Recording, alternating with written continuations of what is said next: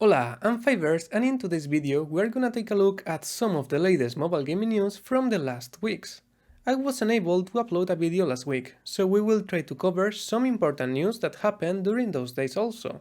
So without waiting any longer, welcome to the weekly news episode 12. Warcraft Rumble is the first Warcraft game designed from the ground up for mobile. It's an action strategy game that reminds me a lot of games like Clash Royale. But in this game, we will have the famous characters of the universe of Warcraft. Warcraft is set to release on Android and iOS devices on November 3rd of this year. The game will have some PvP game modes and a PvE game mode to play through some of the story of Warcraft. Blizzard has said that the game will have a huge single-player experience with over 70 missions, and we will also be able to play with our friend in competitive or cooperative play modes, and join guilds to connect with other players. I will honestly give it a try. The game looks fun and I wanna see if Blizzard has been able to make the Clash Royale genre evolve. Duet Night Abyss is a new action RPG developed by Pan Studio and published by Hero Games. This game literally appeared out of nowhere, and judging by just the trailer, it honestly looks well done, so another game to add to the list. As we can see in the trailer, we will be able to freely switch between melee and ranged weapons, allowing characters to break free from the limitations of a single weapon class. Basically, we will be able to create our own unique weapon loadouts. So that's pretty good. We can see that Duet Night Abyss will have a 3D fast-paced combat, with some parkour abilities, and it seems like it will have an open world. The game will launch on PC and mobiles, and you can already pre-register on their official website. Aether Gazer has launched a new version called Grand Centenary Ceremony. The events that come with this new version will be active from October 10th to November 14th. This new version brings 4 new modifiers: a S-grade modifier called Court of Convallaria, Athena, an A-grade modifier called Enlightening Heimdall, another S-grade modifier called Backflowing Oceanus, and another A-grade modifier called Cleansing Wind Enlil. This new version also brings 3 new ultimate skill chains: Scorching Harmony by Athena and Hera, Shadows in the Wind by Oceanus and Enlil, and Star Punch Connie by Heimdall and Okuninushi. This new version also brings 2 new Beastbanes, Bellringer and Sidewaver, a new elite enemy called Dance Partner, and a new mysterious boss that we will have to discover through the new story of the game. To finish, Athena also comes with a new outfit called Night of Gloria, and Tyr is also receiving a new outfit called Sonorous Tribute. All of this new content bring a new stint, a new chapter 11 added to the main story, and more small additions to the game. Athena, the new S-grade modifier of Aether Gazer, was initially designed as an enemy modifier. To this end, they have tried an aggressive design, a simple white dress and a fiery red hair. Athena enjoys combat and music. She uses a combination of a heavy and light sword corresponding to the cello and the bow. When attacking, her pace is like a solo performance, fast and slow, strong and soft, and she can suppress the enemy by swinging her swords in a dance-like step. Her position is melee Divine Grace, and her damage type is physical. Heimdall, the new A-grade modifier of Aether Gazer, was designed as a dignified scientific researcher.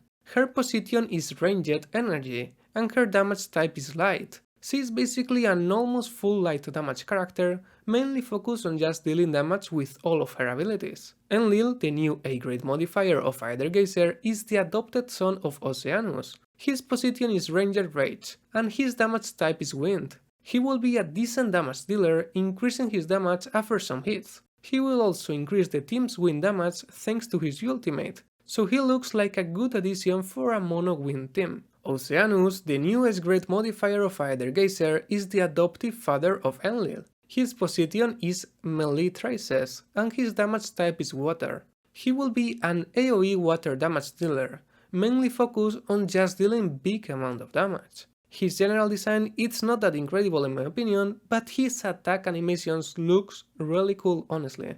The global release of Reverse 1999 is around the corner. The game will launch globally on PC, iOS and Android on October 26. You can already pre-register to claim a bundle of in-game rewards upon release, including the 5-star character Matilda. Reverse 1999 is a 20th century time travel strategic RPG developed by Plupoch Games. The game has already surpassed 1 million pre-registrations, and I'm personally really excited to be able to play it soon. In celebration of the 1 million milestone, Reverse 1999 has presented a new character trailer. This new character is a mad scientist under the name of X. Led by curiosity and self-interest above all, X may be protective of his friends or allies, but sees his foes as rich opportunities for potentially lethal, or worse, experimentation in the course of his scientific inquiries. And I like how they presented the character. He just goes out of the room when they are talking about stealing his coffee. One Punch Man Wall is an upcoming action title and the adaptation of the hit manga and anime series called by the same name, One Punch Man. You can already pre-register on Android and iOS. By just watching the trailers, the game looks honestly decent, but I will give more information about the game as soon as I get it. I just hope that the game will not be a total cash grab and the fans can at least enjoy their favorite characters in a free-to-play friendly atmosphere. The latest standalone in the SaGa franchise, SaGa Emerald Beyond, brings together the best elements of the series. In this game, the player's choice will completely change the story of the game, offering multiple endings and countless scenes to discover. Players will experience a unique tale upon each playthrough. The game will have a turn-based combat as the other games of the series. The game will launch on 2024 on multiple platforms like Nintendo Switch, PlayStation, Steam, Android and iOS. Octopath Traveler Champions of the Continent, the JRPG of Square Enix, has presented 2 new characters in the past 2 weeks and the continuation of the story Best Tower of All with the addition of the Chapter 4 where the main story will continue. Xenia is a new power apothecary. She has powerful buffs to increase multiple stats of our allies, and she also has a strong debuff to reduce the armor of all the enemies. Renew is a new Fame Cleric with some both single target damage and a powerful ability to heal the whole team and give them many benefits to increase their chances of survival. Just as a reminder, the new game mode of Honkai Star Rail called Aetherium Wars is active right now, and the second banner of the last update will appear this week. This new banner will feature Topaz and Nambi. For now, we can still summon Jingliu. Jingliu is the newest character of Honkai Star Rail. She is a living Jianzhou legend and General Jin Yuan's previous master. Was once the strongest sword master on the Luofu as one of the High Cloud Quintet. On the battlefield, Jingliu is a nice tab character following the path of destruction, who uses 2 different states in combat. Her design is fantastic and she is a really good character, totally worth to summon.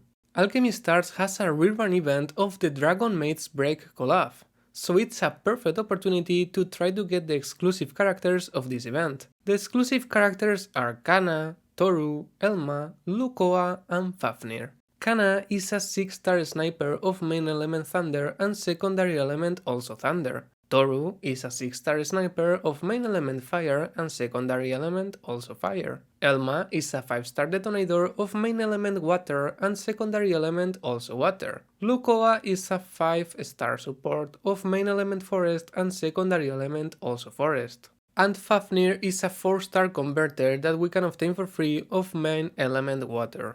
I only had Toru, Lukoa and Fafnir, so now it's the perfect opportunity to get the rest of the characters.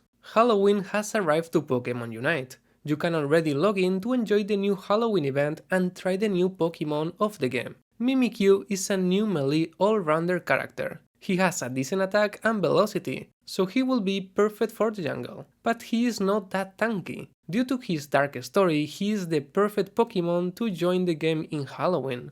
The open-world RPG Tower of Fantasy has released the new version 3.3. Introducing the new character called Ling Hang, and introducing a Halloween event called Trick or Treat. This new version is now live on PlayStation, PC and mobiles. Explore the new map Marsville, fight new formidable enemies, discover new ecological species and enjoy the new Marsville that now has become a snowstorm ravaged land plagued by severe darkness disasters.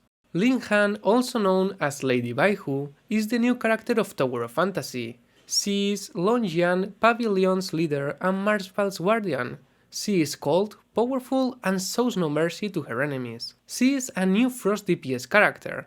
Her Shatter is really good, but her Chair is not that great. But she is a great character to break shields and deal damage to broken enemies. Her design looks cool and the trailer was really good. Now I just hope that they make Nanjing as a playable character too. Arknights has presented their new version called All Quiet Under the Thunder. This new version comes with some new characters, a new 4-star Ward Reaper called Humus, a new 5-star Ward Dreadnought called Morgan that we will be able to obtain for free, a new 5-star Defender Duelist called Cement, and a brand new 6-star Vanguard Agent called Ines.